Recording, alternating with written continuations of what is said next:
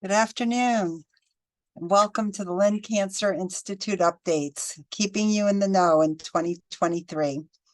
We're very grateful to have you all with us today and to learn from our very esteemed panel of physicians. Our physicians will be educating us today on breast cancer.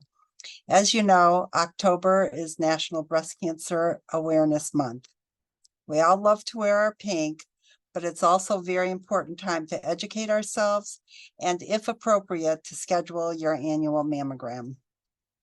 We're very proud to introduce you to and to recognize our amazing team of physicians, each one who treats our patients with breast cancer.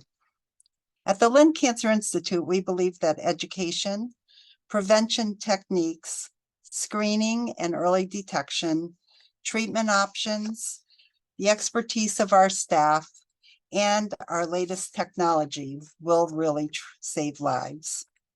During the presentation, your Zoom will be muted, so we encourage you to take notes. And if you have questions, please put them in the chat or the Q&A box, and we will have time at the end of the presentation for your questions to be answered. We're very proud to welcome you to the Lynn Cancer Institute and to introduce our speakers. Our speakers today, if you saw our flyer, you'll see the order of the speakers and also the topics that they'll be covering. And we will begin with Dr. Louise Morell, our very own and world-renowned. We're very proud of her and all our physicians. Dr. Morell. Thanks, Jan. Thanks for organizing and introducing our topic this afternoon. Thank you to all my colleagues. I'll be able to say that in a little bit of time. But mainly, I just wanted to launch and get things going. And so we'll each kind of do our little bit of awkward screen sharing till we master this skill set. But hopefully you are seeing what you should be seeing here.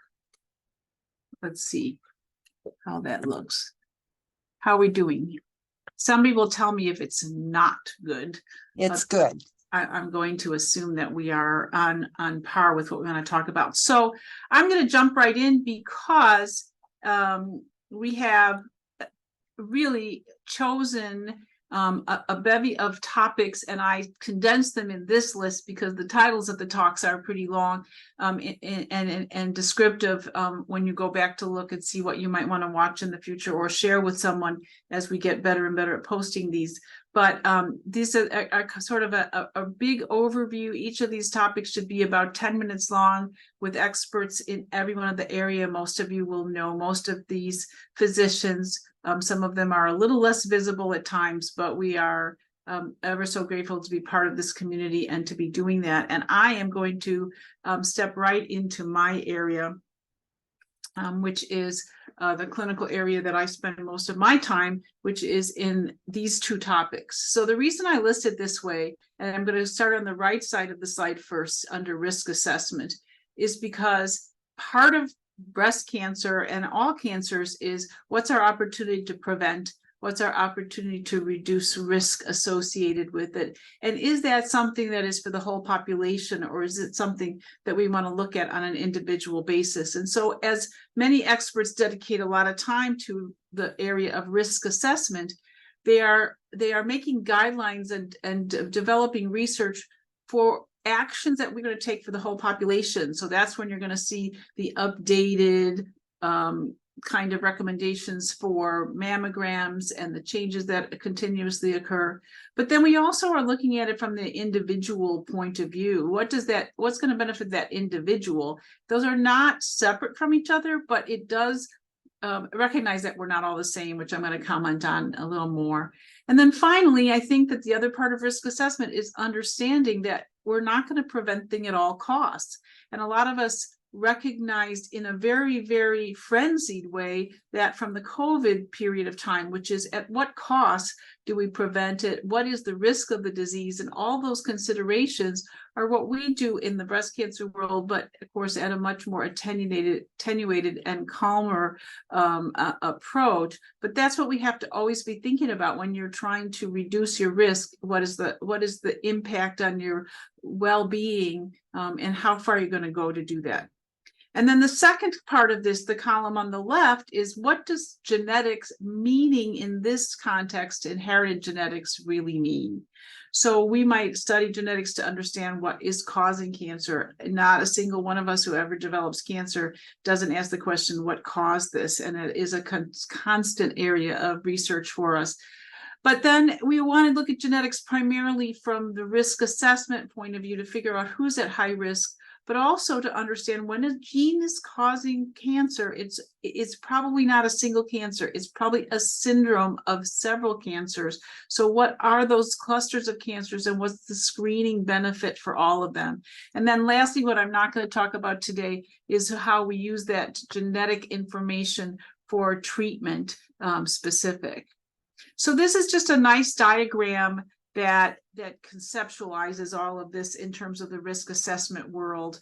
On the left side, you see all of these women are all the same, right? We could have put 100 women here in the diagram, or this person who drew this just put in 15, but nevertheless, it's a population that you might look at it all the same. And then when you go through risk assessment, we find out that they're not the same. And then as you go through this, then you see, oh, how many of these women are actually at a lower risk, and how many are what we would consider to be our standard risk, and who has a slightly higher risk, and finally who's at the very highest risk. So I am going to come back to this slide because it shows you the continuum. We're not very good at figuring out, but on a population basis, we'd like to figure out who is at a reduced intensity need for screening, and none of us is ready to say that our data is solid enough to really do that. Who is appropriately screened, who should have a higher risk screening offered to them, and finally, who might be a candidate for even more intervention or preventative surgery. Now, some of you have seen this slide before, but it is one of my biggest illustrations that I do. Even in the clinic, I sit with my patients, because basically today, when you do a gene test for a predisposition gene for cancer, especially for breast cancer, these are some of the many genes that are going to be collected and mapped and looked for errors. And what you see is here, and I want to point out, is that not everything is the same. So the BRCA gene that you've heard about, the BRCA1, takes a woman up to an 80% lifetime risk of breast cancer, because it turns out that the baseline of 1 is about a 10% risk. So this amounts to an 80% lifetime risk of breast cancer. BRCA2 is getting close to 70% lifetime risk. And PALB2, if you have an abnormality in one of those genes, is also in the 50 to 60% lifetime risk. But immediately see those three really stand out, and that there's something else going on. And many of these genes that are in our panels are very mild or not anything, meaning that they're at the 1 level. And so even if you have a report on that, it isn't having the kind of impact on cancer risk that is going to fall into that highest risk. If you look at the lifetime risk, if I had a bar in here for just people who report a family history, this is what you're seeing. You're seeing about a 2. And so things that are a little under 2 or 20% lifetime risk, these genes are having a modest impact. So if we go back to the previous slide, you see that very few of those genes, BRCA1, BRCA2, are putting people in this highest risk of our maximal kind of screening, and even discussions about options for preventative surgery or preventive interventions. And that most of the higher risk are in this number, a family history or a modest increased risk. So when we do genetic testing today, very few patients are going to come up with this very potent impact. And most people are either going to have no genetic number associated, or they're going to fall into the group that has a higher risk, which can be determined by multiple things. Hope that makes sense.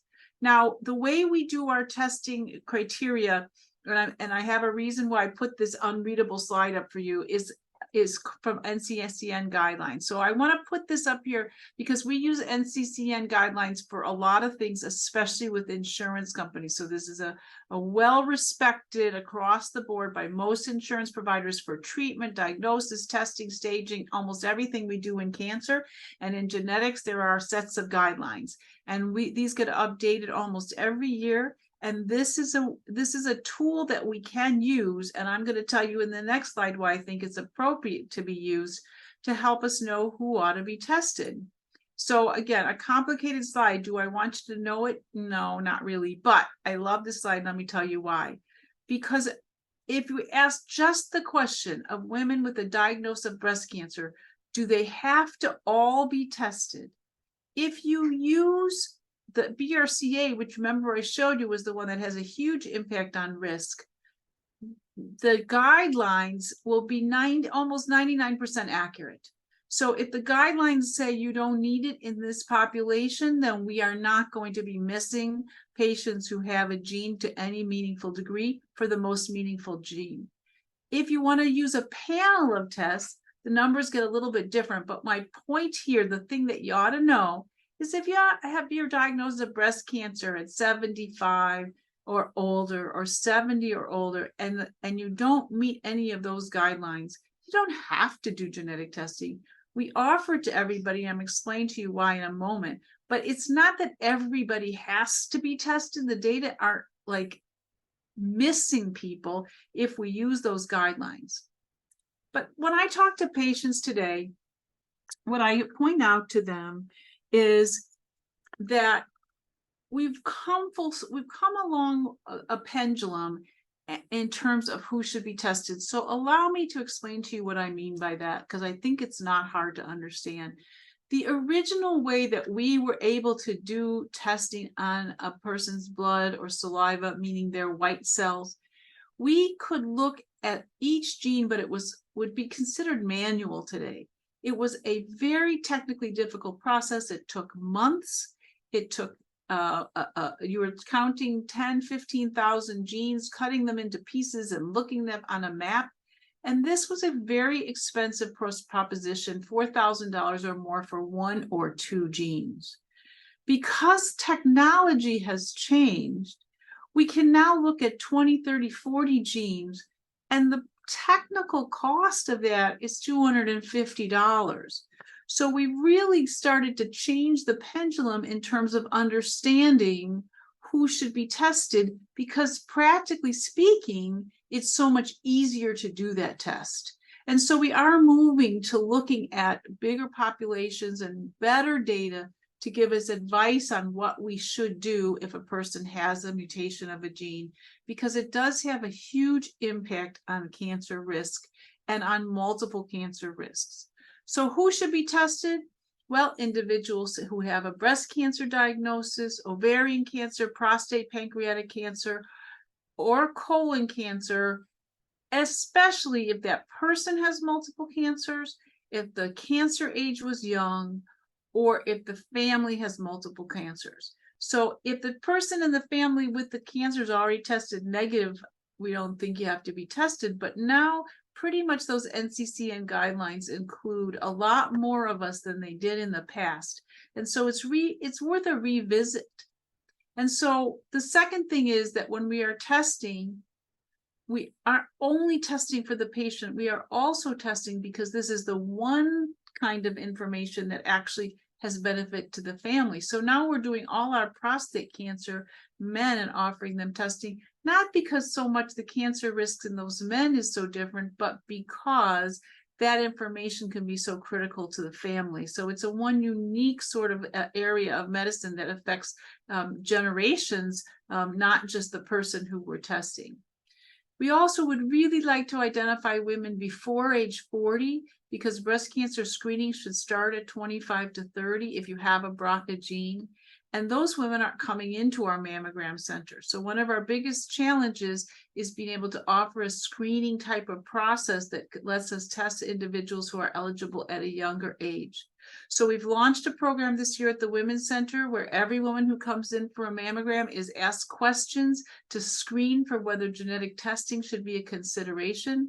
They don't have to be retested if you've already been tested, but it's something that we're offering and can go through, and we've had great success, identified a lot of genes that we didn't know.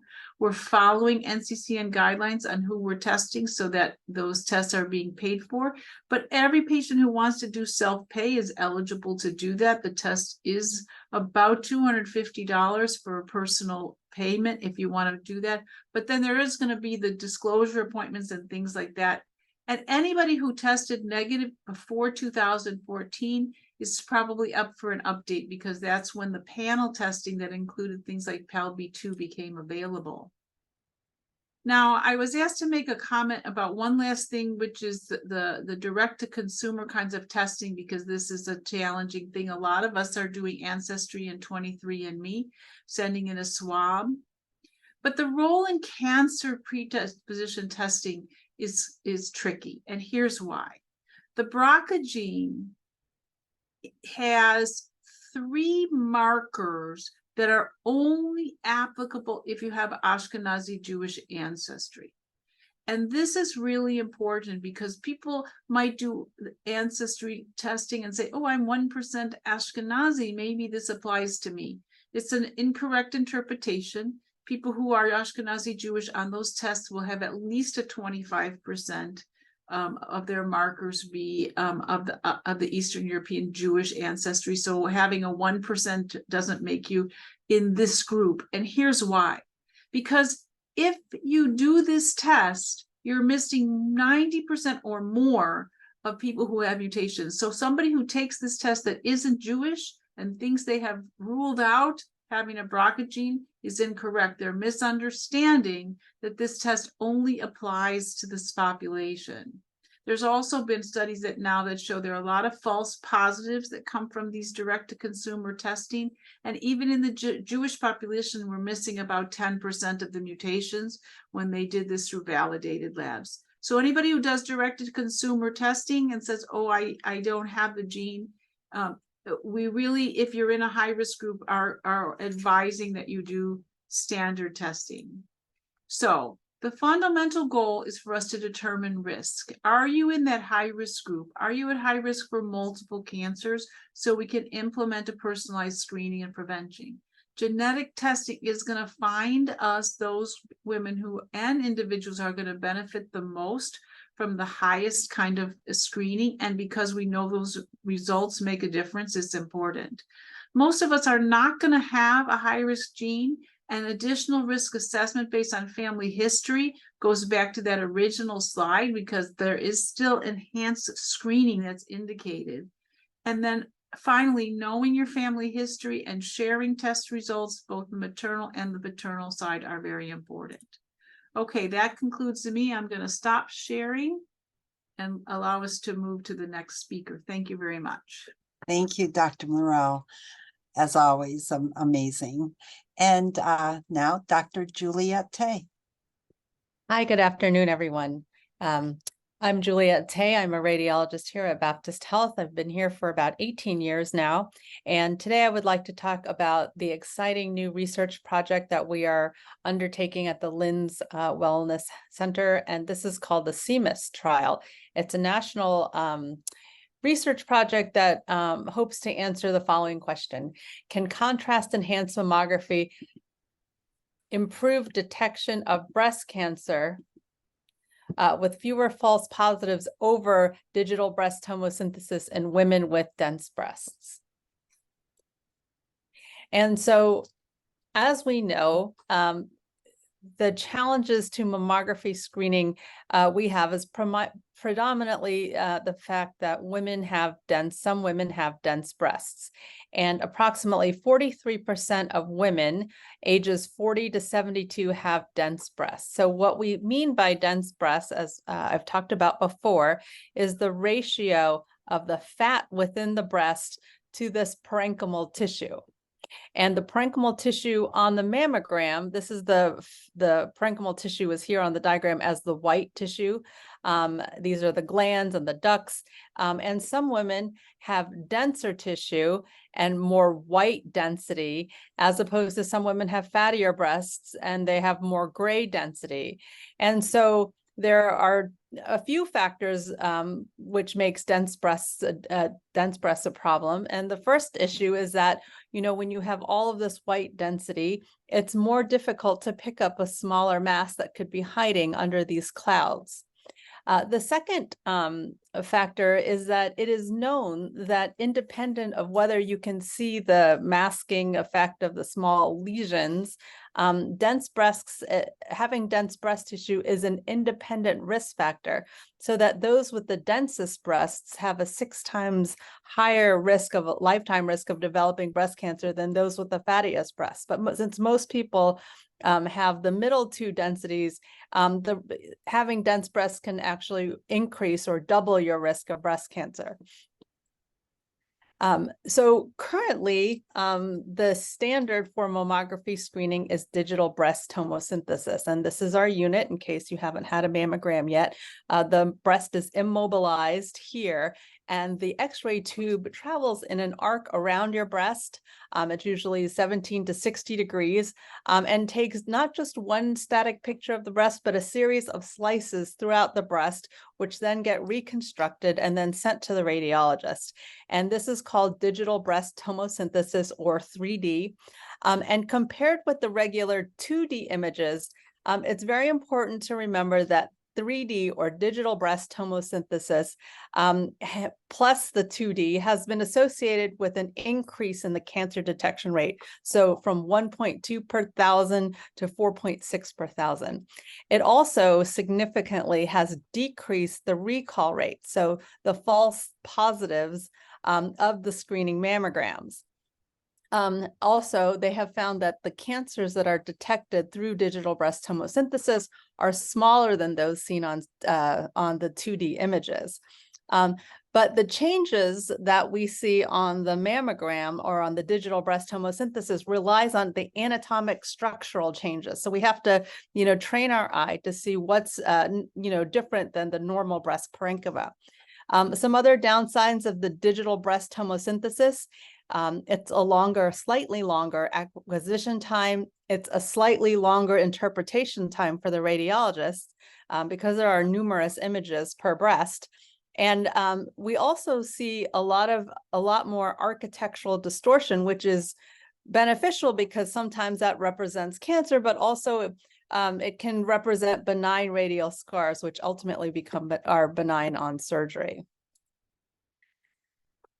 So that was digital breast tomosynthesis. The other modality that we are comparing it to in this trial is the contrast enhanced mammography, or CEM. It's also known as CESM, contrast enhanced spectral mammography, contrast enhanced digital mammography, just depending on your vendor. But I think now it'll be globally known as CEM. And this was commercially introduced in 2011. And the CEM combines traditional mammography with iodinated contrast. So if you've ever had a CT of the abdomen, pelvis, or even brain, sometimes you get an injection of iodinated contrast. And this is the same material that's used in the CESM. And what it does, instead of relying so much on the anatomical changes of a breast cancer or some pathology in the breast, it uses a physiologic change to highlight areas of unusual blood flow. And this is because tumors rely on have a process called angiogenesis, where new leaky vessels form at the site of the tumor. And when you give the contrast leaks and pools into the tumor and then is visible, either on the CT or the MRI or the CEM study. It's important to note that this CEM study is less expensive and far more accessible than MRI. And currently, we're using CEM for problem-solving extensive disease in patients who are diagnosed with breast cancer. I've seen a little bit in response to chemotherapy, and it has served as an alternative to breast MRI from patients who can't undergo the breast MRI. We also have the capability of biopsying things that we do see on the CEM. And so here's an abnormal area of enhancement in the breast, and we didn't see it in any other way. So we took the needle, we did a stereotactic biopsy after contrast enhancement, and this turned out to be invasive ductal carcinoma. This is also a schematic of how a CESM is taken. We give the contrast dose, and 2 minutes after the start of the injection, we take a series of pictures, 2 pictures of each breast, 1 low energy in quick succession. The high energy image, the low energy is the traditional mammogram. The high energy is the contrast enhanced mammogram. And we do that for each breast. It takes about 8 minutes. So the question, here we are. Now we're back to the CMIS trial, which we are very excited to be a part of here at Lynn Women's. And this is looking at digital breast tomosynthesis or contrast enhanced mammography for breast cancer screening. Does contrast enhanced mammography improve breast cancer detection and reduce false positive exams or reduce callbacks in women with dense breasts? And so this is not just here in Boca Raton, but it's a multi-center trial. It hopes to acquire 232 women, patients with dense breasts, and the first patients have already been recruited in May 2023. And the first results will be delivered in 2025. Our objections, we have 2 primary objections, but then we have several secondary objectives that we're going to look at.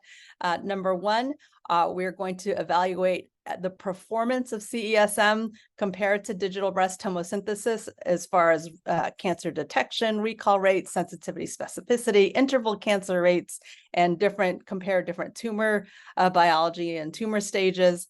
And then the second objective is to evaluate the performance of CEM compared to digital breast tomosynthesis at the 1-year follow-up of breast cancer screening in women with dense breasts. Some of the other objectives that we're also going to look at are we evaluate the safety of the intravenous contrast. We also want to evaluate the average glandular dose of women that the women get from this procedure and determine the positive predictive value 3 of biopsy. And so in summary, this is how the schematic is going to work. This study is open to women who are between 40 and 75 years old with dense breasts, and they know they have dense breasts because they've had a previous mammogram showing that they have. And they're scheduled for their routine screening with digital breast tomosynthesis. Then they become registered, and then with 30 days of registration, on the same day, they'll undergo a digital breast tomosynthesis and then a CESM study, one after the other, and they will be read separately by different radiologists who are blind to the results of what the other radiologist said about the other test. And if it's abnormal, then the patient will go for biopsy or further workup as, standard of care. But if not, then they will, if everything is normal, then they'll proceed to the next year, where 12 to 14 months later, they'll undergo, again, on the same day, digital breast tomosynthesis and CESM, independently read by 2 different radiologists who don't know what the other one said. And then if they still don't, if no cancer pops up, then they'll come back in the next year for a screening mammogram. So which women are available to join this research project? The ages are above, but also they have to have dense breasts. They have to have, they should be of average to intermediate risk. They can't be of the highest risk category. They should be able to tolerate IV contrast. They need to have, not have any history of iodinated contrast allergy. And during the duration of this trial, they cannot have any whole breast ultrasound screening. Now, some exclusion criteria, women cannot have had a previous history of breast cancer or other high-risk lesion. Like we said, we can't be of the highest risk, so no lifetime risk of over 20%. They can't be pregnant or planning to become pregnant. No implants in this case. They should have a good renal function. They can't have any signs of renal impairment. And another exclusion criteria would be women with sickle cell disease. So thank you very much. I've just spent a few moments talking about the CMIS trial and trying to appreciate the performance of contrast enhanced mammography versus digital breast tomosynthesis as a breast screening tool. Thank you, Dr. Tay. Wow, that's very informative. We appreciate all that information. And our next speaker will be Dr. Shapiro-Wright, one of our breast surgeons. Dr. Shapiro-Wright. As she said, I'm Dr. Hillary Shapiro-Wright. I am one of the breast surgeons here at Lynn Women's Health. I just started my 4th year here at this practice, but my 14th year in practice overall. So I wanted to talk today a little bit about choices related to surgery. We have patients come in every day and aren't sure whether they want a mastectomy or a lumpectomy, how to effectively choose between the two. And so I wanted to go over some of that today. Most women who walk in with breast cancer have a choice as to which surgery they can have done. For small lesions, women are candidates for lumpectomy. It's very seldom that mastectomy is a medical recommendation in the overall number of cases we see. There's different types of mastectomies to choose from. Skin sparing, in which the nipple and areolar complex are removed, but the skin is saved, and reconstruction can be completed. Nipple sparing mastectomies, traditional mastectomies without reconstruction, and some people opt for having both breasts removed. There's also the option of lumpectomy with oncoplastic reduction, where a lumpectomy or breast conserving surgery is completed, followed by a reconstructive, usually lift and reduction by a plastic surgeon in conjunction. The key is that there really is no right or wrong choice here. It's a lot of education, but what's right for one patient may not be right for the other. So women have a lot of different decisions that they can choose. Some women walk in and say to me, I don't care what you have to do or what my breast looks like when I'm done. I'll accept a large amount of deformity. I just don't want to lose the breast. Other women are not willing to accept any deformity. And some women come in saying, I don't want to have to deal with this ever again. And the myth that mastectomy equals no recurrence, and they just want both breasts removed. But it's what, and though some say, what do you think is best? So a lot of decisions that we talk about.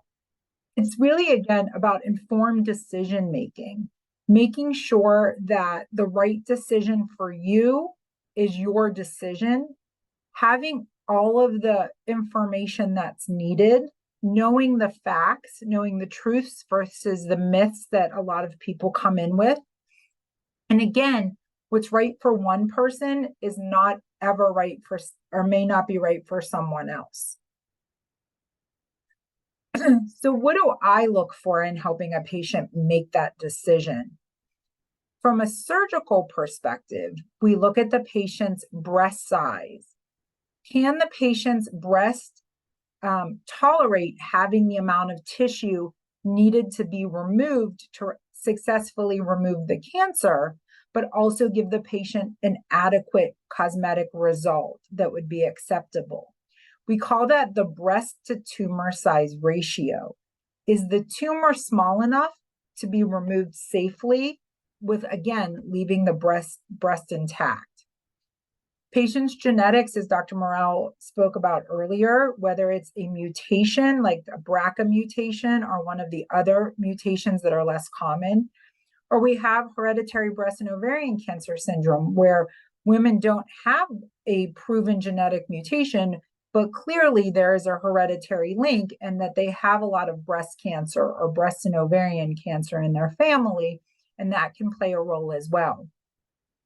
Women with previous histories of surgery, have they had multiple benign breast surgeries and they have deformity or volume loss from that and already have too much volume loss to support more? Has the patient had breast cancer before? And if so, have they had a history of radiation after lumpectomy? Not all women are candidates to have repeat radiation. And so therefore, those women aren't candidates for breast conserving surgery, theoretically following standard of care.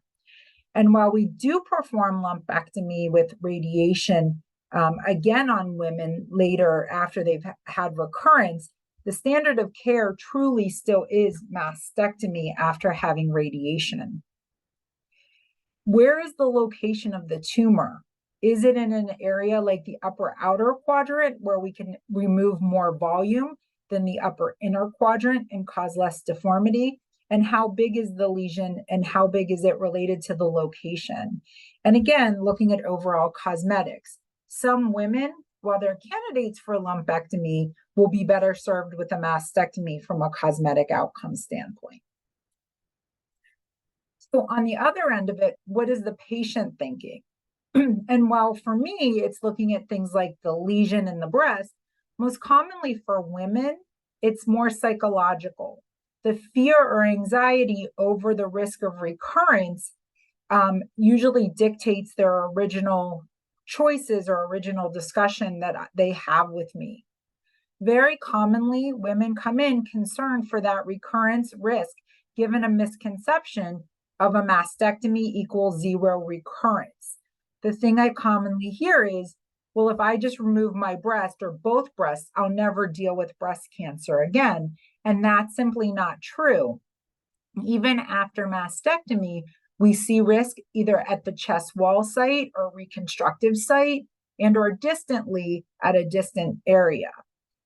Most tumors that we operate on are actually low risk for recurrence. It's more common to have a well-behaved estrogen sensitive HER2 negative tumor than an estrogen negative, ER negative tumor or HER2 positive tumor. Recurrence depends on multiple factors. And again, this is not the same for every patient.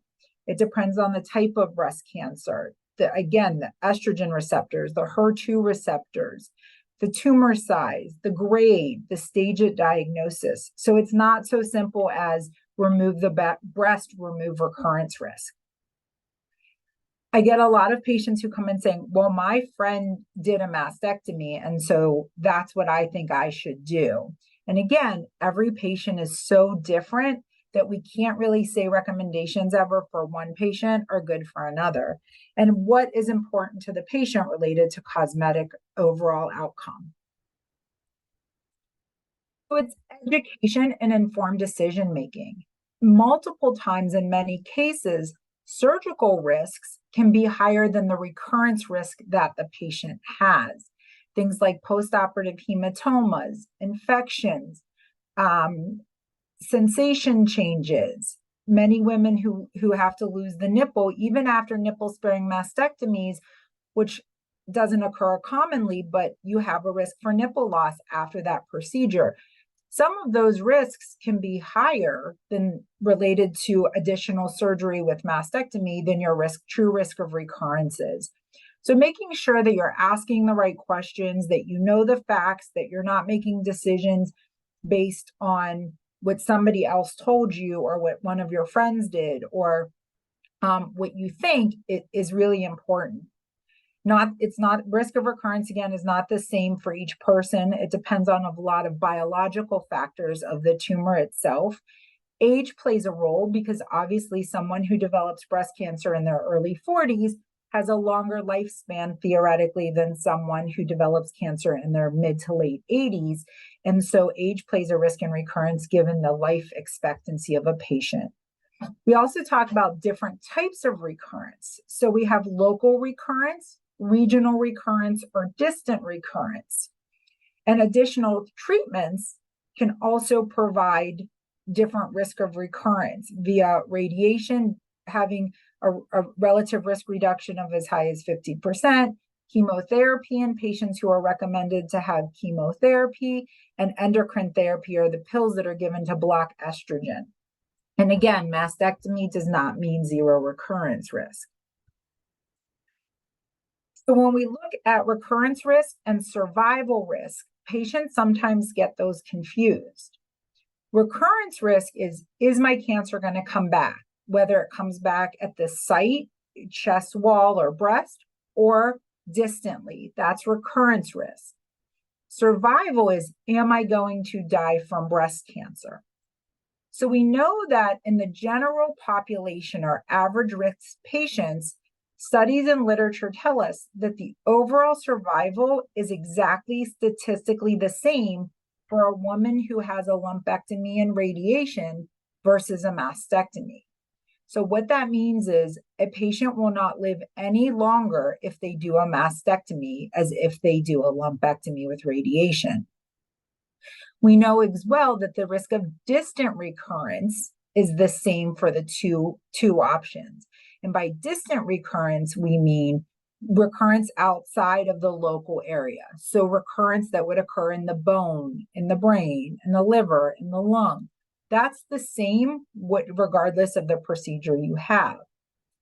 So the lumpectomy and radiation therapy shows the same chance of local breast recurrence at 10 years is about 3 to 15%, dependent on, again, additional therapies. If you choose to do radiation and endocrine therapy, those are going to decrease risk versus whether you do a lumpectomy alone and nothing else. Again, also those biological factors. That's why there's the difference. But in general, a woman with a mastectomy recurrence risk is on average about 6%. And so when we look at the overall data, given 3 to 15%, it's about 6%. So the likelihood of lumpectomy and radiation having a risk recurrence versus mastectomy is about the same overall. You have to take everything into account. You have to discuss everything with the doctor. I encourage, in our program here, we have patients see medical oncology and radiation oncology before we operate them. Dr. Morel, through our genetics, sees them at our multimodality conference. So we have all of the information before we take a patient to surgery to make those decisions up front versus finding out someone has a genetic predisposition 2 weeks after, and that would have changed our operative technique. Some women who have more aggressive lesions get chemotherapy before we do surgery. So everybody's evaluated before we make our final surgical decisions. And know the entire picture again. I just wanted to touch base about what we call contralateral prophylactic mastectomy. What that is completing a mastectomy on the opposite side of the breast cancer on a healthy breast to remove that breast. So very commonly, I hear women, again, come in and want bilateral mastectomies, meaning removing the breast on the other side. And for the general population, it really doesn't have a huge risk reduction benefit. The risk of developing breast cancer on the other side is extremely small. Patients will say, well, can't it go to the other breast? Doesn't it jump to the other breast? And that's really not how breast cancers would develop on the other side. Again, the risk of developing a postoperative or post-surgical complication are significantly higher than developing breast cancer over an average woman's risk for their lifetime. And again, this is for average women. The American Society of Breast Surgeons in about 2016 put out a position statement that said, we do not even support the use of contralateral prophylactic mastectomy in the general population. And what patients don't understand, and they'll say, well, I'll be lopsided, or, they'll look very different. But because it would be an issue of symmetry for a breast cancer diagnosis, insurance does cover symmetry procedures. So patients can have lifts and reductions and whatever is needed on that opposite side without removing the breast. Mm-hmm. But completed by a plastic surgeon, and insurance covers that. In summary, most patients are medical candidates for breast conserving surgery and breast conserving procedures. Most commonly, mastectomy is completed secondary to a patient's choice, not a medical necessity. While psychologic benefits may be higher, there is very little medical benefit in completing mastectomy in the general average risk patient who is a candidate for breast conserving surgery. And consider everything when you make your surgical decisions. Don't jump to conclusions, but I encourage you to make them based on facts. A lot of patients who walk in saying they want bilateral mastectomies, once they understand and know the process, complete lumpectomies or lumpectomies with radiation, because they see that there really is no benefit. So thank you. Thank you so much. There's a lot of clarification for all of us. We appreciate that. And now our next speaker will be a breast surgeon from Lynn Women's Institute, Dr. Carrie Ann McDonald. Dr. McDonald. Hi, good morning, good afternoon. Nice to be with you today. Let me just do my thing here. So I was going to talk about personal well-being and survivorship after breast cancer, which is obviously an important topic. And as I was looking into it, I kind of got stuck on one part, which was recurrence and detecting recurrence. And so some of what I'm going to say might overlap already with what Dr. Wright said. So I'll be brief. So cancer survivorship, it's important to address health and wellness and quality of life concerns once we're all done getting treated. And this year, approximately 231,840 women will be newly diagnosed with breast cancer, and an estimated 3.1 million breast cancer survivors are alive in the US. Thankful, which is good news, and thankful to all of the great medications and treatments that we have. So the median age at diagnosis is 61 years, with 43% over the age of 65, and cancer survivorship must be managed in coordination with comorbidities associated with aging. So 61% of patients will have localized disease, meaning just to the breast or just to the lymph node, and the survival is very high. Okay, so 99% 5-year survival rates compared to 25% 5-year survival rates for distant cancer. So according to the American Cancer Society and ASCO, there are 5 key areas of breast cancer survivorship. The first is surveillance for breast cancer recurrence, which is the focus of this talk. Screening for second primary cancers, assessing and managing physical and psychosocial long-term and late effects of breast cancer treatment. So some of these medications can yield various postmenopausal side effects, which are displeasing and have to be managed. Health promotion, making sure that you're going in for your breast imaging, for example, on the right schedule, and care coordination. So making sure that all of your doctors are on the same page and understand what has happened and what the future looks like for you. So how does breast cancer spread? Most commonly through the lymphatic system, which are our lymph nodes. They help to clear infection, and we have them all over our body, but less commonly, breast cancer cells can also spread through the bloodstream or by local invasion, meaning starting to invade either into other nearby structures such as chest wall. And so the spread of breast cancer to the lymph nodes does not necessarily mean that it's metastatic. It just means that it's a regional recurrence or locally advanced, as opposed to a distant recurrence that we've said is elsewhere in the body, liver, lung, or bone. So what leads to a poor prognosis are the breast cancer cells that are in these other areas, not what's in the breast. And so how does this recurrence recur? So, you have cancer cells that are in the primary tumor that can escape from that primary tumor and get into, like I said, lymph or into the blood vessels. And the blood vessels can then take those cancer cells to other parts of your body where either they form a primary tumor or they stay dormant. And so sometimes, it's really hard for patients to think of themselves as cancer-free and then all of a sudden be diagnosed with a recurrent cancer the next.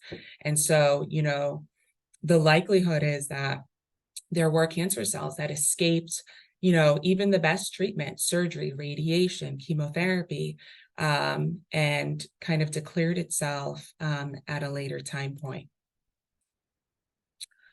So who is at risk for a breast cancer recurrence?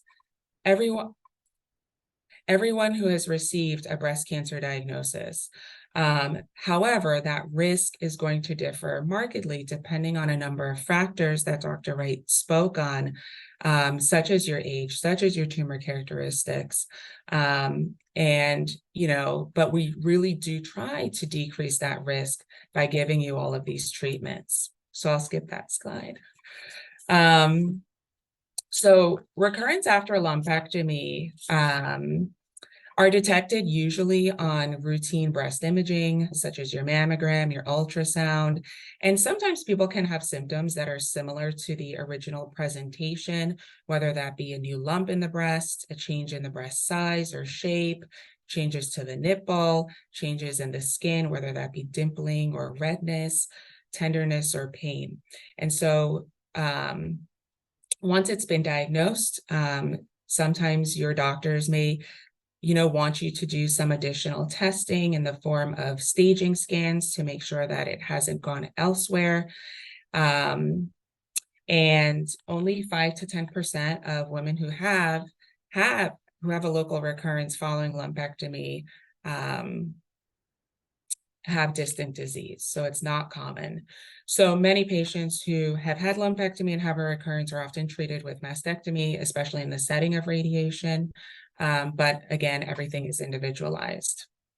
So after mastectomy, just like Dr. Wright pointed out, the risk of recurrence is not 0%. So people can present with a hard lump or raised nodule on the skin or on the chest wall. And so we're always looking for these signs. So, it's very important that, once you're done with all of your treatment, that you keep close connections to your physicians because you want someone looking over you to make sure that you don't develop these things, because you're not going to be able to pick all of this up yourself sometimes, right? So you want to keep up with your doctors and keep up with your imaging. So in terms of prevention, it's everything that your doctors have recommended to prevent recurrence, the hormone therapy that they've recommended for 5 years, the chemotherapy, the radiation, the bone building drugs. And then, a lot of this is out of your control, which is hard for patients to understand. It's like that loss of control, but there's a portion of it that you can control, and you can control, for example, what you eat, right? Changing your diet to be more of a kind of Mediterranean kind of diet, to include whole grains and vegetables and fruits, exercising for 30 minutes every day, so that you're getting 150 minutes of exercise every week, limiting your alcohol intake, not smoking, and really choosing good habits. There are tests as well, which help us to understand one's risk of recurrence.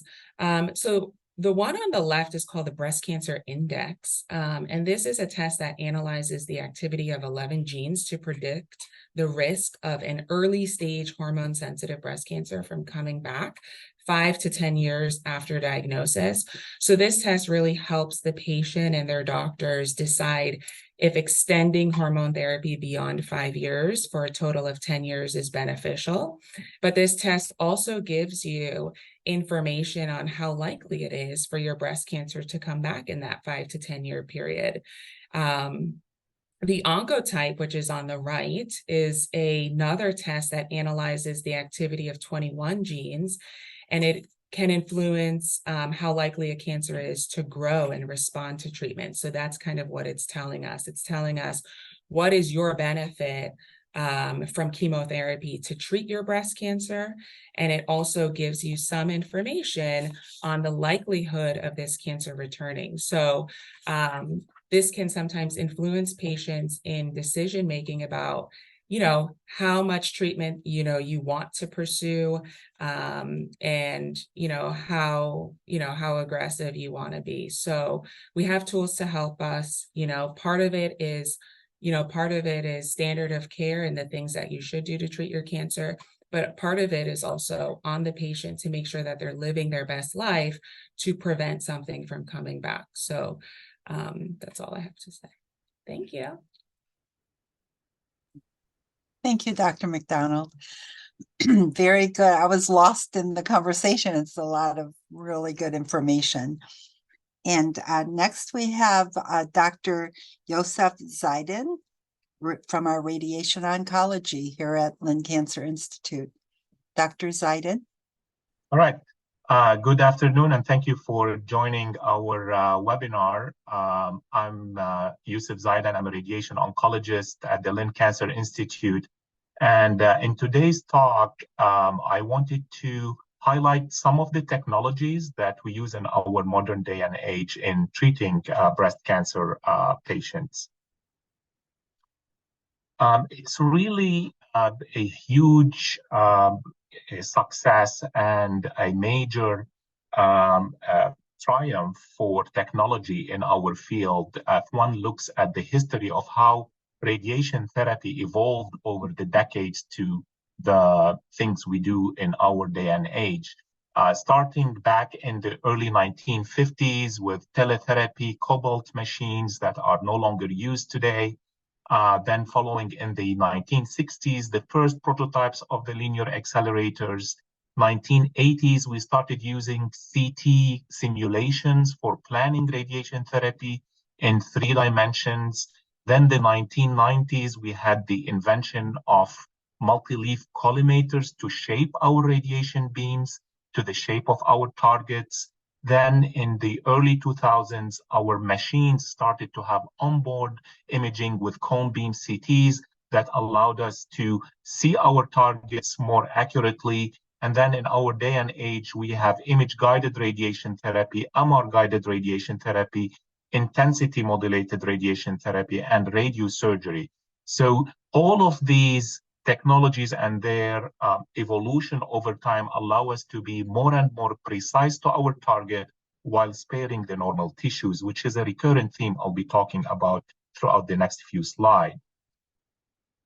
So one of the simplest and probably one of the fastest treatments in management of breast cancer that we use in our department is accelerated partial breast irradiation. So you probably heard about the classical treatment of the 6 weeks or the 30 sessions radiation therapy, which was up until the 1990s or so the standard of care for most of the women with early stage breast cancer. Well, not anymore. With our advances in research and technologies, now there are a good number of patients, about 50% of early stage breast cancer patients are eligible for treatment in 5 sessions only, the so-called accelerated partial breast irradiation. And this is an example. So this particular treatment is delivered on a platform called the CyberKnife, which is a robot with an embedded linear accelerator. And in this particular case, there are 44 beams that are delivered, as you can see on the right-hand side, all of them intersecting at the area of greatest risk, which is the lumpectomy cavity. Each session takes about 30 minutes. The morbidity and the toxicity from the treatment is minimal. In fact, more than 50% of my patients, zero toxicity, minimal dermal toxicity, and minimal fatigue. So again, it's a great treatment option with availability of the right technology. And you can see the dose distribution here with these like topographic isodose lines, minimal spill to the normal unaffected breast tissue and the underlying normal tissues. Okay, we have the other 50% of our patients, in this particular case, a patient that has multifocal or multicentric breast cancer, still early stage, but there are multiple foci. In this case, we have to treat the whole breast, and this is typically done in three to 4 weeks of treatment. In this particular case, the challenge is that we're treating on the left side, and in order to put our radiation beams, as you can see, we have normal tissues in our way, particularly the central structure of the heart and the lung. So how do we use modern technology in order to minimize the spill dose to these normal tissues? One technology that is available at our center is the breath hold technique, and we and others have studied this in depth, and we found if we use this deep inspirational breath hold technique, we can create a nice separation between the heart and the target breast tissue, particularly by creating this bubble of air in the lung between the two structures. And this we can use to our advantage to treat the breast while minimizing or taking away the spill dose of radiation to the heart. So we have quantitated this, and on average, we can cut the risk of heart exposure to radiation by half using this technique. So this is called the DIBH, Deep Inspiration Breath Hold technique. Another technique that we could use for treating the whole breast or targeting the whole breast with radiation while avoiding the normal underlying tissues is the prone technique. And this, you could see here, this is particularly helpful in women that have the pendulous or large breast anatomy, where our tabletops are equipped with the necessary insert to make this available. So the woman will be laying prone with the breast being driven by gravity down. And this allows us to separate the breast nicely from the underlying normal tissues. And this way we could our radiation tangential beam targeting the whole breast while avoiding the underlying heart. Okay, so these were examples of women with early stage node negative disease. What about those cases that have more advanced cases? So again, here we have technologies to treat those patients that require so-called regional nodal irradiation. So sometimes we run into cases where there is a positive sentinel lymph node, or the patient has multiple palpable lymph nodes in the axilla from the get-go. And here, of course, there is a need to target the high-risk area for recurrence, which is the breast and the regional lymphatics. So you see here with the patient in the supine position, arm up, and the target here is the whole breast, the axilla, the undissected axilla, the internal memory chain, and the supraclavicular fossa. In order to do that and minimize the spill dose to the underlying heart and lung tissues, we have a technology called tomotherapy or helical radiation therapy. And this technology allows us nicely to deliver the dose where it needs to be at the areas of high risk, and while minimizing the spill dose to the underlying normal tissues. And we have an exhaustive quality assurance that takes place behind the scenes before the radiation beam is turned on, where we have dose stop limits or tolerance doses to each and every normal structure that is in the radiation beam. And if the plan does not pass this quality assurance, we do not deliver it. We just stop there. So we always try to come up with the best treatment plan with the best platform available for each specific patient. Okay, so what is next? Radiation therapy is a field that keeps reinventing itself with modern technology and new information on biology as well. So there is a new technology that is upcoming at the Lynn Cancer Institute in Boca, expected in 2025. This is a proton therapy. The excitement about a proton therapy is because of the physical properties of protons with a physical property called Bragg peak. That means the radiation dose is delivered at a certain distance beyond which the dose is almost zero. And this is really exciting and can be beneficial in specific breast cancer patients. For example, you see here a study that was done in breast cancer patients who have immediate reconstruction with permanent implants after mastectomy. And you could see here how the modality that gives the lowest dose to the underlying heart and lungs would be intensity modulated proton therapy, shown here in this specific case on the right-hand side as compared to the other modalities. So this is really exciting, and hopefully in a couple of years we will have this technology on board, and we'll have this available for the right patients to be treated with proton therapy. In summary, the message I wanted to convey here is that diversity of radiation therapy platforms with modern advances allow us to better target the areas at risk for recurrence while sparing the normal tissues. There is absolutely no one size that fits all in our field. Tailoring the radiation to each specific case within a multidisciplinary team is really the key for success. So I want to stop sharing and go to the next slide. Thank you. Thank you, Dr. Zaiden. That was very informative. Our next speaker will be, excuse me, Dr. Angelina Tay, and she's a medical oncologist at our Lynn Cancer Institute. Dr. Tay? So again, the topic of my discussion today is going to be managing cancer and chemotherapy-associated side effects. There are so many potential different side effects that a patient can encounter during their therapy. And for the sake of time, I thought it was really impossible to really review every one of them. But I thought I would pick the 5 most common ones that we see in our practice.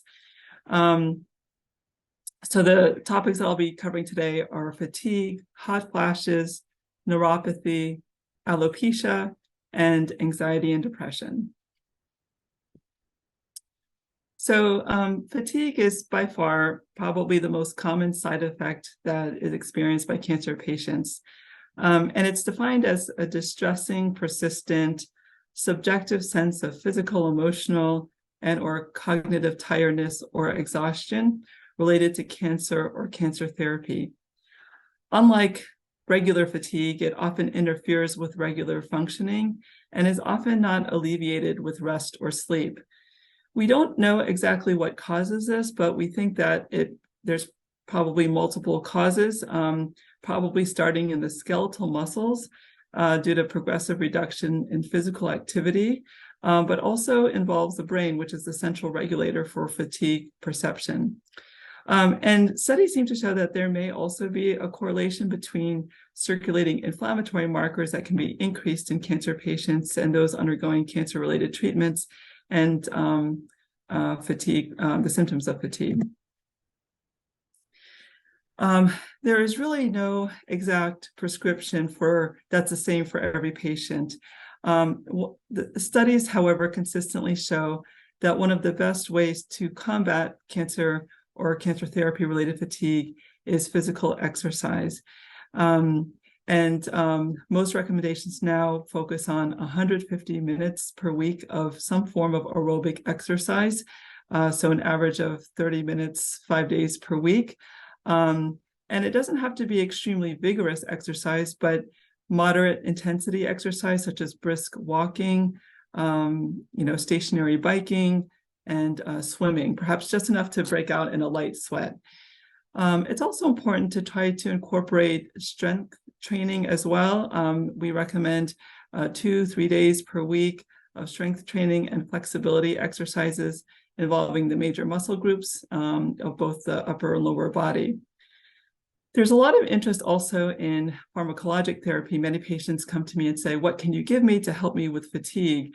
And unfortunately, there have been many studies done, and there is no, unfortunately, clear consensus on medications that have successfully combated fatigue in a way that's meaningful.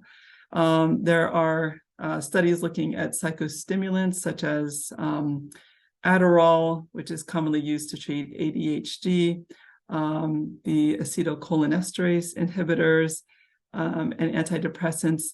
But a lot of these medications, unfortunately, some of them can be habit-forming and don't always produce a clear benefit. There's also been studies looking at steroids, and this is one area where perhaps short-term use of corticosteroids like dexamethasone or prednisone may help with patients' energy. It's particularly helpful for appetite as well. However, we do not usually like to keep patients on steroids more than 2 to 4 weeks because it can have detrimental effects in terms of compromised immune system. It can have negative effects on the bones and susceptibility to infection. So we try not to do that long term if possible. There's also psychosocial interventions that we incorporate into our practice, ways to help counsel patients to try to preserve their energy, try to prioritize their tasks, and try to pace themselves during the day, try to delegate less important activities to others around them. And there are also ways to focus on mindfulness techniques such as meditation and yoga. So we definitely encourage all of these strategies. The other very common side effect that we encounter in patients going through breast cancer-related treatments is hot flashes. These may occur during breast cancer therapy as a result of induced menopause, which can be caused by chemotherapy or ovarian suppression. But they can also be enhanced with certain endocrine treatments such as tamoxifen or the aromatase inhibitors. And we know that hot flashes can have a significantly negative impact on quality of life, work, sleep habits, relationships, sexuality, social and leisure activities, and can also interfere with therapy compliance, which can compromise breast cancer-related outcomes. So, for this, there are some lifestyle modifications that we consider. Exercising, interestingly, seems to be associated with a shorter duration of hot flashes. And anything that keeps the body temperature stable, when you're at rest, trying to stay cool, dressing in layers, sleeping in cotton sheets and pillows, using a fan, and keeping a cool water bottle nearby, maintaining a healthy body weight. And there are certain triggers that can be associated with increased frequency of hot flashes, such as stress, which we can't always control in life, but sometimes stress reduction techniques helps. Avoiding alcohol, too much caffeine, smoking, spicy foods, being in hot showers for long periods of time, or warm ambient temperatures. There may also be some pharmacologic options that help. The SSRIs, or also known as the selective serotonin reuptake inhibitors. These are medications used initially to treat depression, but also found to help reduce intensity and frequency of hot flashes. These may be helpful. Oxybutynin, which is originally designed to treat overactive bladder, was also shown in a very large study to help reduce frequency of hot flashes, although we tend to use this in younger, healthier patients because of potential sedative side effects. We don't like to use them in patients who are elderly or who are, take a lot of different medications due to risk of falls and things like that. Anti-seizure medications we sometimes consider, as well as, if all else fails, some blood pressure lowering medications. Of course, that can have issues on blood pressure stability, so we always keep that in mind.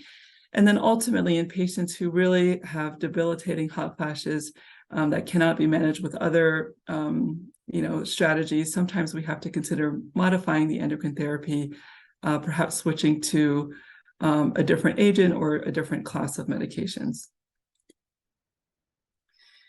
So neuropathy is something that we commonly see in patients undergoing chemotherapy.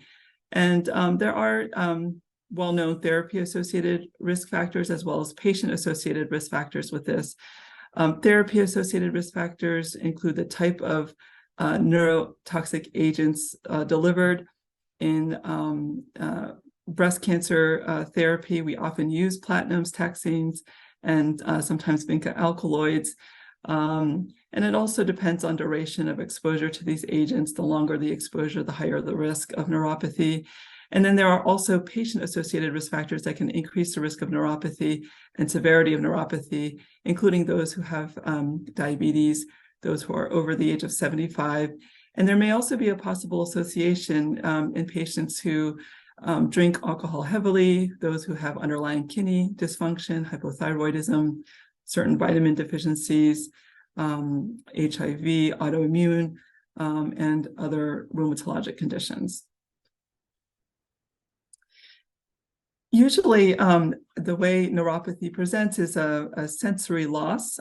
People can have like numbness and tingling sensations in their fingers and toes, but sometimes motor strength can also be affected. Usually this sets in during the first 2 months of treatment. It often can progress during active therapy, but then once therapy is over, it often will stabilize and improve. Sometimes it takes months, it doesn't improve right away. Sometimes it takes up to a year, but oftentimes improvement is seen. There are some medications, however, where we see sort of unique issues, such as the so-called coasting phenomenon, where neuropathy can continue for many, many months, after the chemotherapy has ended, or even seem to worsen. The taxanes and oxaliplatin-based regimens frequently can do this. The treatment for neuropathy and prevention of neuropathy is very, unfortunately, frustrating for both patients and physicians.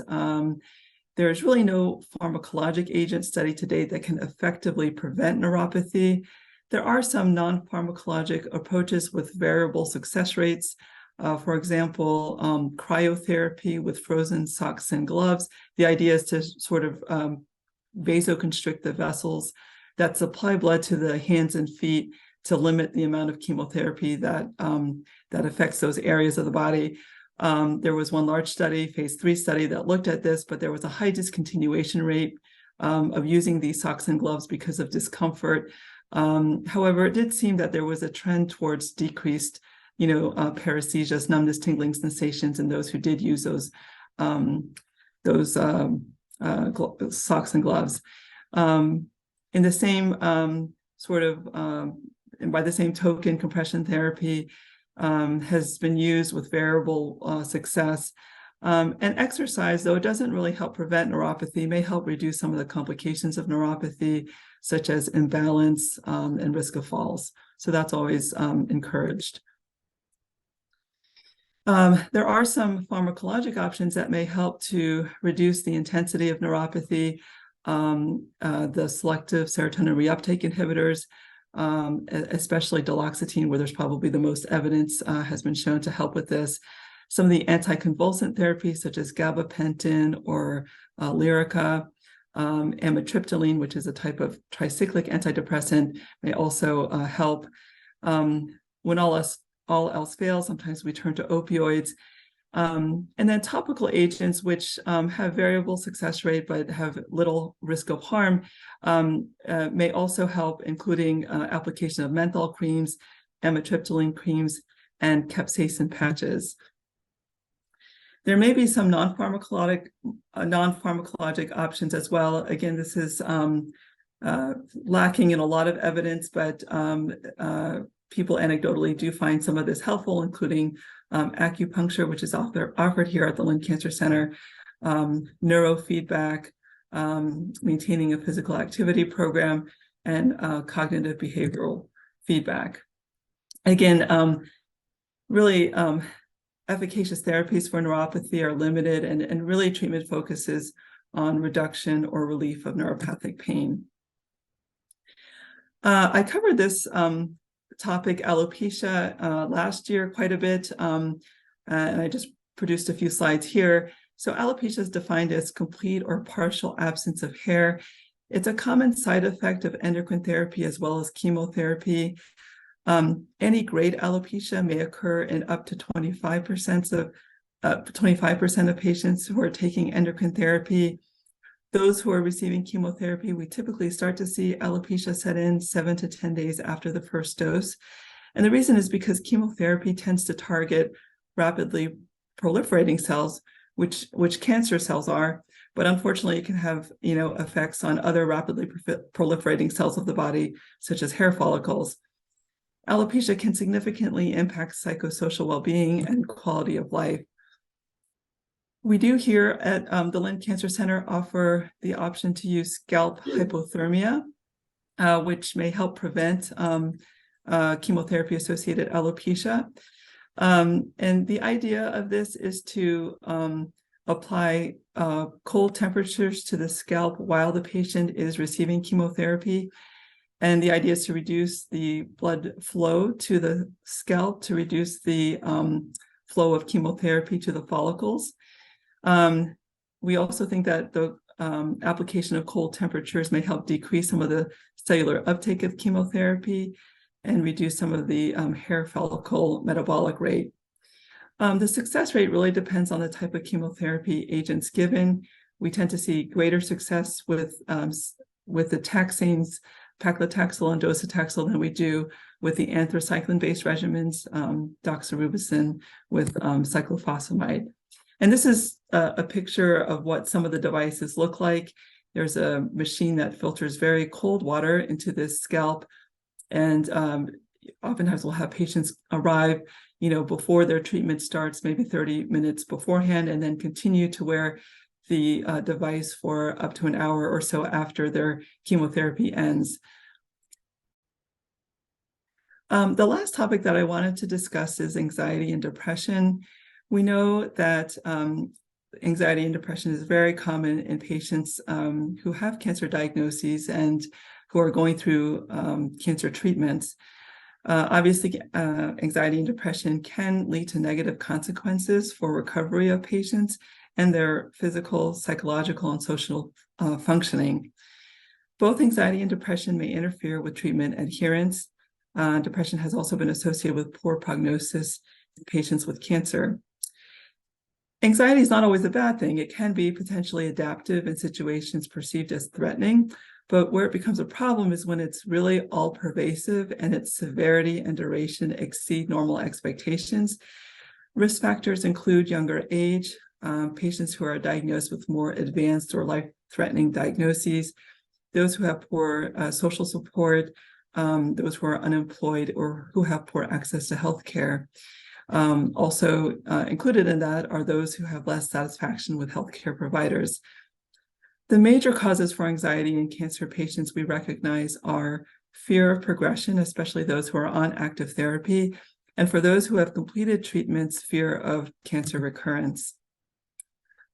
Depression affects as many as 25% of cancer patients. Again, risk factors include younger age, history of mood disorders, history of substance abuse, lack of social support, those who have lower socioeconomic status, or who have lower self-esteem. The treatment for anxiety really depends on severity. As much as possible, we try to emotionally provide the support needed to encourage patients to get through the chemotherapy and the after effects of chemotherapy. In certain cases, it's very appropriate to refer to a mental health specialist.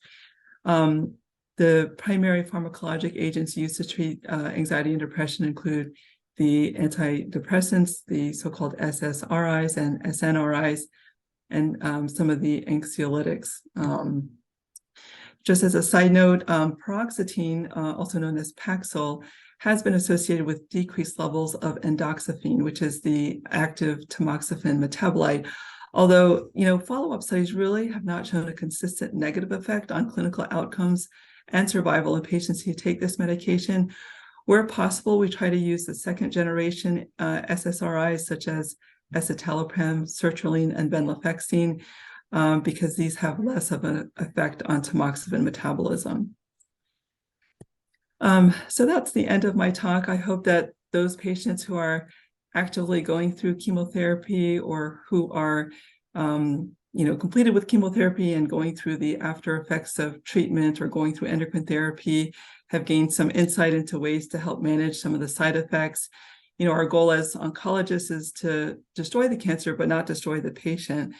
And our hope is that, we can help the patients try to maximize their quality of life and really focus on the things that matter most to them. So that's it. Thank you, Dr. Tay.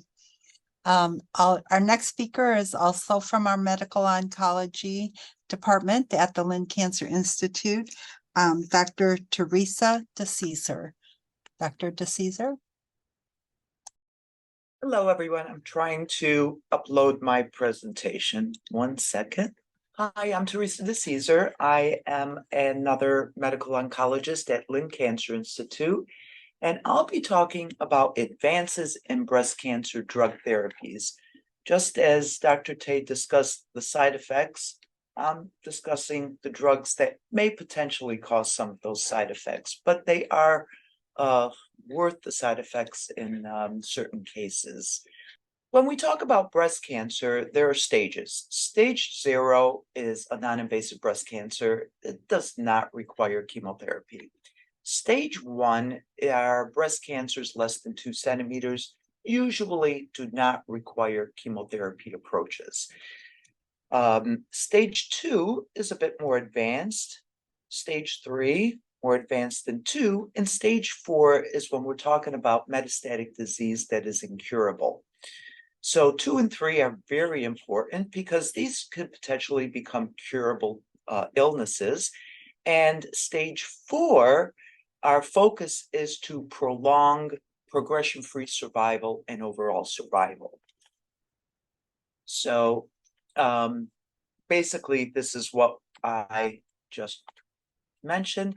And I'm going to talk a couple definitions prior to my talking about these drugs. When you hear neoadjuvant, this is chemotherapy or some form of immunotherapy or other therapies that are directed to shrink the tumor prior to going to surgery.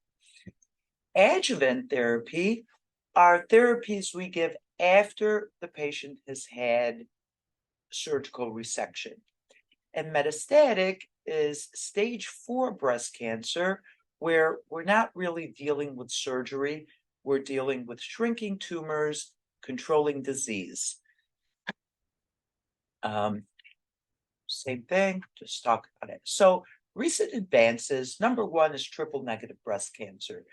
Many patients, they hear triple negative breast cancer and they're concerned because there is quite a bit of negativity on blogs and what have you. And I think we've come a ways with treating some of these triple negative breast cancers. And I think one of the medications we use are immune checkpoint inhibitors. So these are medications that we give both in the neoadjuvant setting to shrink the tumor prior to surgery, and we give it in stage 4 breast cancers. So that will be one drug. PARP inhibitors are another drug that are for BRCA1 and BRCA2 positive patients that we can give with advanced disease but not metastatic, in addition to metastatic disease. The last class of drugs, which I'll discuss, are antibody drug conjugates. And basically, these are medications right now only given in the metastatic setting, but they have definitely improved progression-free survival and overall survival. So the first immunotherapy we're going to discuss, and the one that is most in use right now, is Keytruda. Keytruda is an immunotherapy that binds to a receptor. So let's say this is a tumor, and this is a T cell. We all have T cells, and these are our cells in our body that are part of our immune system. And basically, you have a tumor and you have a T cell right here. Keytruda binds to this T cell, and it causes a series of events that then helps your immune system, these T cells, fight off your breast cancer. However, not everyone is a candidate for this. It does show that there are some toxicities, but most of them manageable. And right now, we're using pembrolizumab, which is Keytruda, in the neoadjuvant setting, which means your tumor is at least a stage 2 or 3, and we want to shrink it. And we have had some cases which are very successful, that when they go to surgery, there's really no evidence of any cancer left. Now, we also use pembrolizumab in the metastatic setting. I'm just going to skip by here. So, in conclusion, Pembrolizumab, which is Keytruda, and chemotherapy improves progression-free survival in the metastatic setting, which means when your cancer will progress again. And the safety outcomes were very well tolerated. So it's now standard chemotherapy for first-line treatment in neoadjuvant chemotherapy and in metastatic triple-negative cancers. However, not everyone is a candidate. So if you see your oncologist and you're talking about immunotherapy, you have triple negative and stage 4 disease, and they say you're not a candidate for immunotherapy, it's likely because, so this is a pathology issue, a CPS score of greater than 10. This is how they grade if you're a candidate based on your PD-L1 status. So if this score is less than 10, you are not a candidate for immunotherapy. Now, conclusions again, we just discussed those. Now let's talk about PARP inhibitors. PARP inhibitors, the two drugs I'll be speaking about are olaparib and talazoparib. Both of these drugs are used in the adjuvant setting. This is after you've had surgery, likely chemotherapy, or in the metastatic setting. But you need to be BRCA1 or BRCA2 positive. So BRCA1 positive, you have normal tissue has lost BRCA function. And this causes a series of events, which this is very complicated, but I'll try and explain a little bit. So PARP inhibits this break and it traps PARP1 on DNA. Unrepaired DNA, which we all have, breaks when a cell attempts to replicate.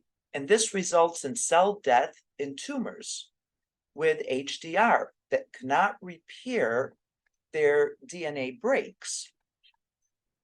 PARP actually will help in this double-stranded break, and it causes a non-functioning BRCA protein. So I just want to show you some data. Olaparib, and look at the orange and the maroon graphs here. Don't need to look at numbers, but if you look at olaparib, it's higher up than the standard treatment. The higher you go, the greater progression-free survival you have, which is good. And this shows us here extended therapy with survival rates. So no prior chemotherapy for metastatic breast cancer.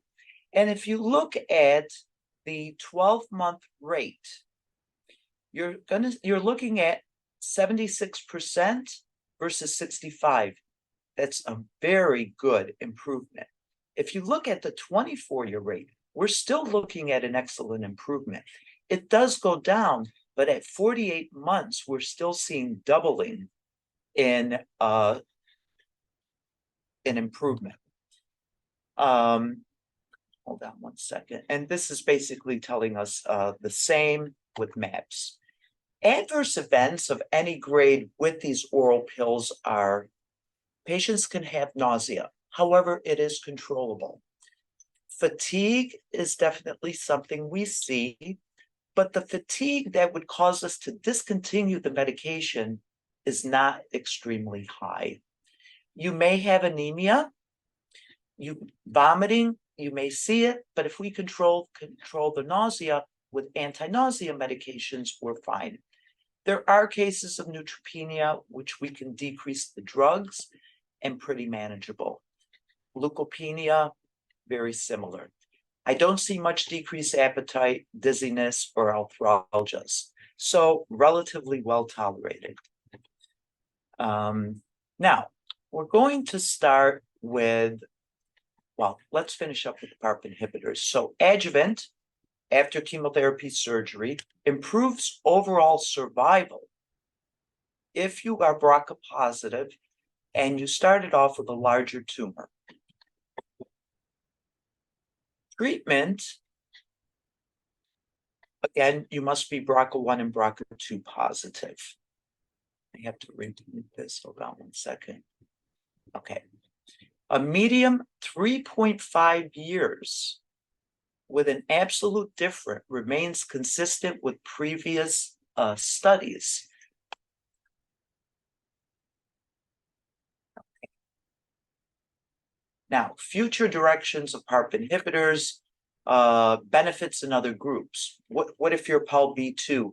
I see that Dr. Luis Morel showed that it's BRCA1, BRCA2, PAL-B2 is one of the other risks of developing breast cancer and other cancers.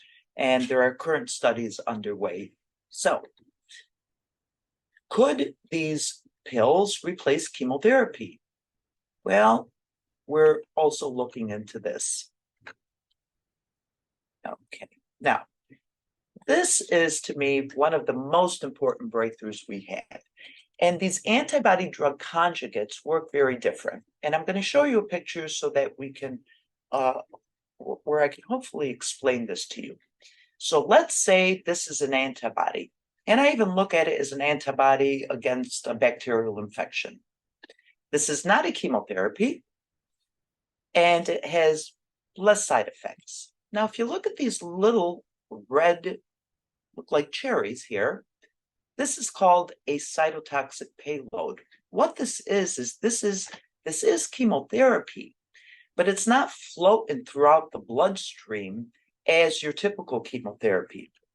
Basically, what happens is this antibody drug conjugate, that picture, is internalized into the cell that has that receptor. And what it does is it releases the chemotherapy, and the chemotherapy kills that cell itself. And then there's a little standby or effect, which some of those chemotherapy cells, some of those chemotherapy agents do cross into the adjacent cancer cells. So they're far less toxic for the most part. And these are the newest drugs available. So the first drug was sacituzumab govitecan. So this is for patients originally with triple negative breast cancer, and it was used in many other lines. However, this is now used for second line. So you've had one chemotherapy for triple negative breast cancer, this would be your second choice. I can say there are ongoing studies evaluating these cancers in hormone replacement therapies, but we are definitely using these in hormone receptor positive patients who have exhausted all of the anti-hormonal agents, because we know these cancers are no longer being driven by their hormonal status. So this is a drug that you will now sometimes see in hormone receptor positive cases, and they do have an effect.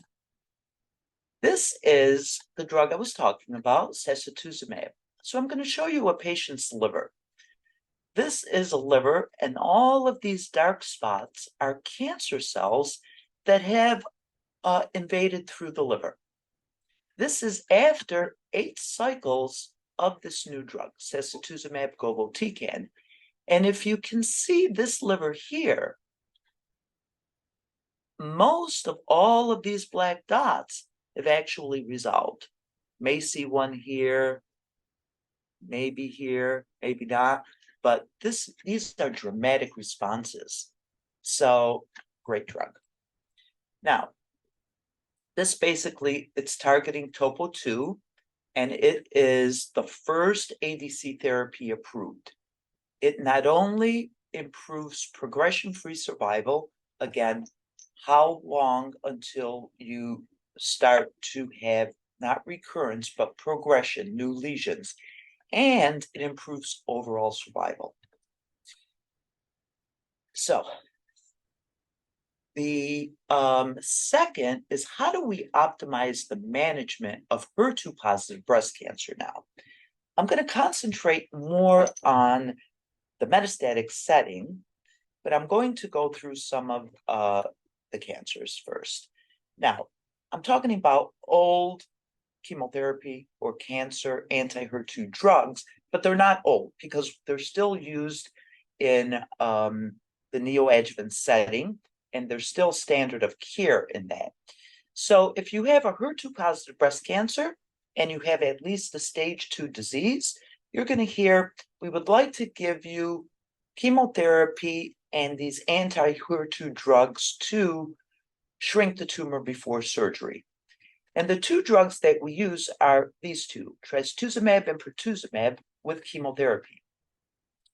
Do we also use these two drugs in the metastatic setting? Yes, we do. This drug, which is Kadcyla, this has been around for a while. It is one of those antibody drug conjugates, and this is used in, I would say, also in the neoadjuvant setting, but this is after surgery. The newer drugs, trastuzumab deruxtecan, we are using more and more closer to the metastatic disease, but in earlier stages. And hopefully there's some data that will eventually come out that will show this to actually maybe used in the neoadjuvant setting or earlier on. So in the past, you had to have 3+ HER2 positive. And this is a term that shows these breast cancers have to be 3+, or your FISH has to be positive. Well, there's some new data that shows you do not need to be 3+ or FISH positive for it to be used in the metastatic setting, because it still has effects on the tumor. So this is antibody drug conjugate, and this is the new HER2. So this is a HER2, and again, these little cherries hold the payload, which is a chemotherapy. So if you go on a cell that is positive for HER2, it is internalized, and then what happens is all of these small chemotherapy molecules will kill off certain stages of cell development, and then it crosses that cell, and additional cells right near this tumor cell will also get a payload effect, and it will have activity in these cells. It's the same thing. And these are the studies that are showing progression-free survival in using this new drug compared to the older antibody drug conjugate we had, which was called Kadcyla. Significant improvement. Now, tucatinib is an oral pill, and right now tucatinib definitely has a role, especially if you have brain metastasis, because there are results that show patients with HER2 positive metastatic breast cancer previously treated with brain metastasis, this tucatinib has a response.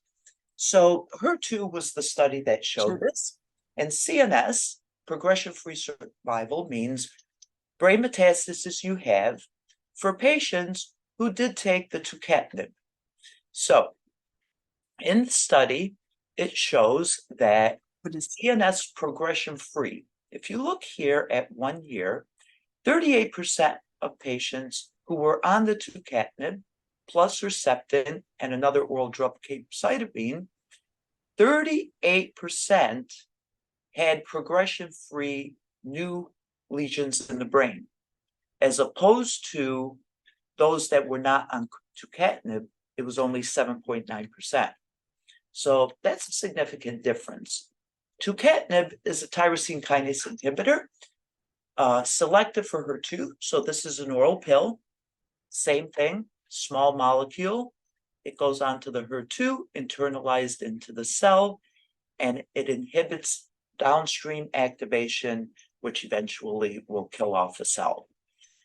And again, progression-free survival now, we're not talking about brain metastasis, but at 6 months, we had 57% of the patients in this trial that still had not progressed, compared to 38% who were not on the drug. And in 1 year, there was also a doubling. Almost 30% were still alive, as opposed to 14%. So a great drug that we have in our momentum to be used. This is always overall survival now. How long will you survive? And here at 1 year, you have 75 that took the drug compared to 65. And at 2 years, it was 51% compared to 40%. So the CNS progression, remember brain metastasis, was significant. And I think this is a drug that we'll be seeing more and more and being used more and more. Same thing.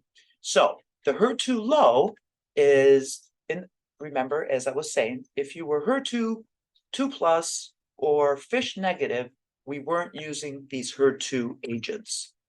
We are now. And if you look at HER2 positive breast cancers, it's only approximately 50% that fit that 3+ or FISH positive. But look at the amount of patients that are HER2 low. This is between 45 to 55%. So we are now able to use drugs that will target this HER2, even though they're not 3+. We've already seen this, and this is the Destiny trial that shows even if you're hormone receptor positive and negative, if you have HER2 positive disease and it's low, there is a benefit. And this is the first target of using the new ADCs for treating HER2 low. And I believe this is still in studies, but thank you very much. I hope I didn't lose you all. Thank you, Dr. DeCesar. No, Now we yeah. So thank you all of you for listening, and most of all, oh, sorry, Mike. Mostly thank you to all of you who have been listening today and to our presenters today.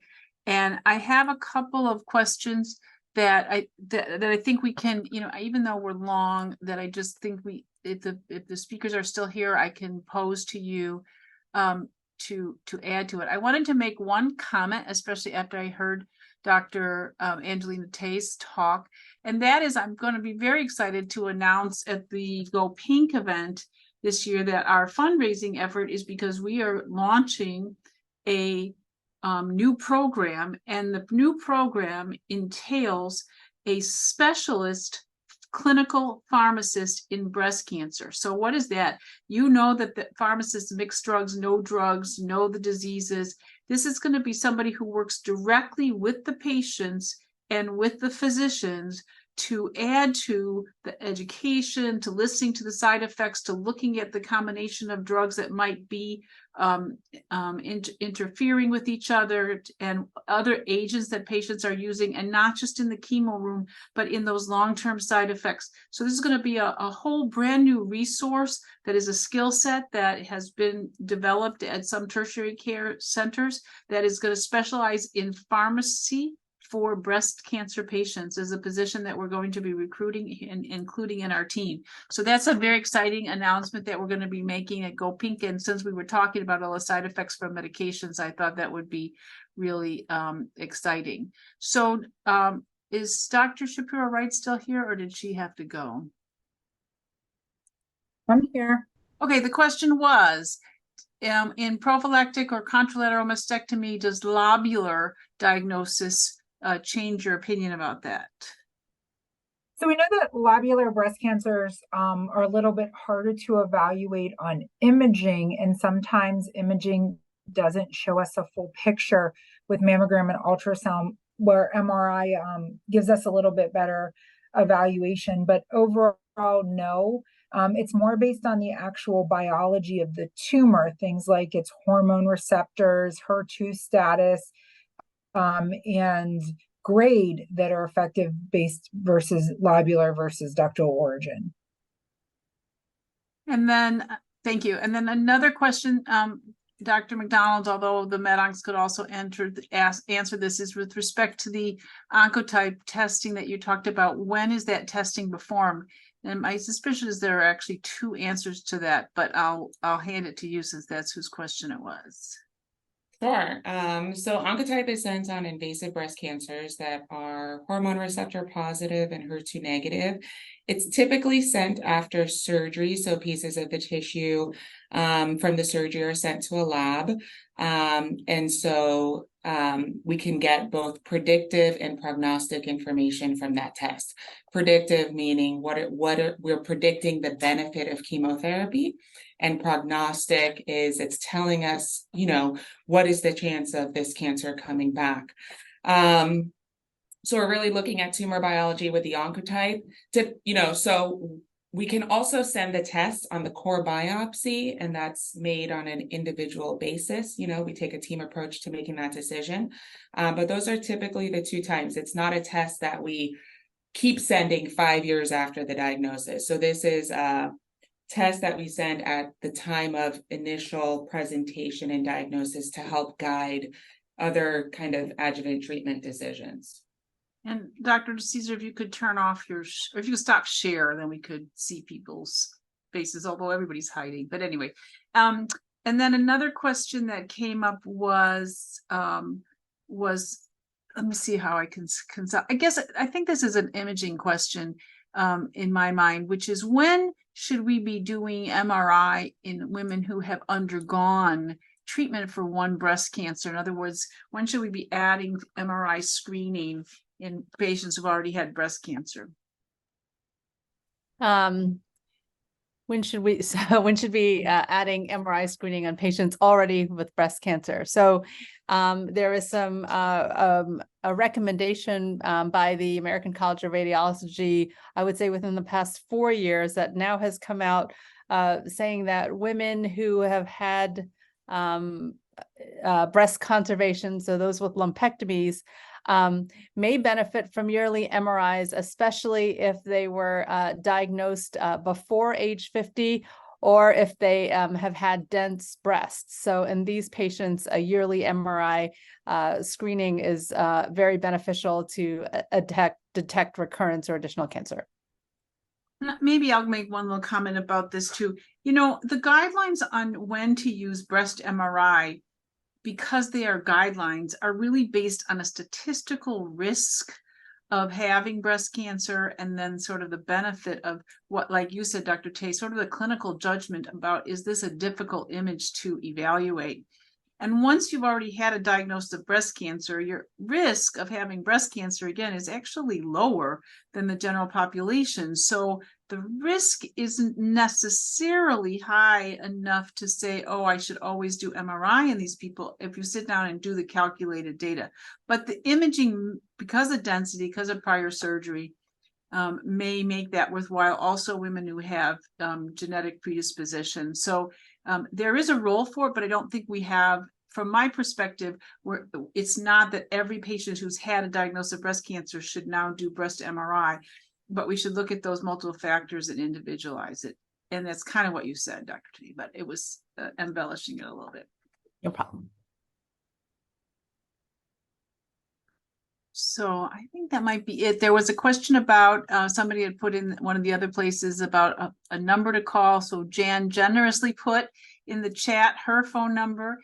For anybody who had questions about issues that came on this talk, she would get it sent over. And then the last one, which is sort of big, is which common supplements contain hormones or can contribute to breast cancer? So if any of the medical oncologists want to comment on that.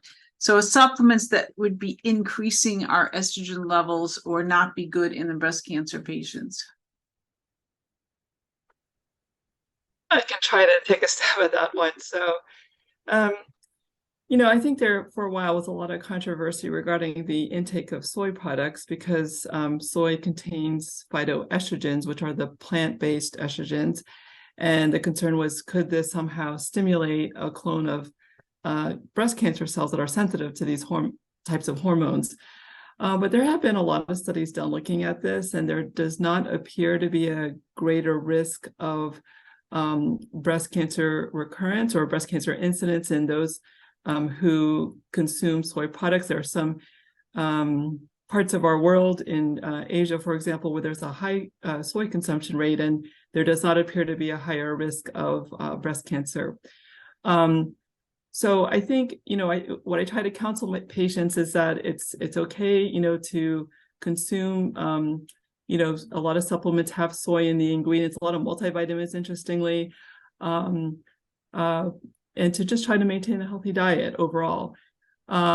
There's also a growing interest, I will say, in environmental exposures with regard to, certain plastics and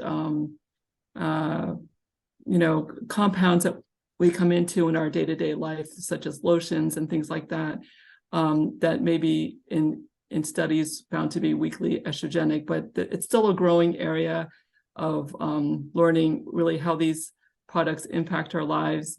So from that standpoint, I think we're still learning a lot.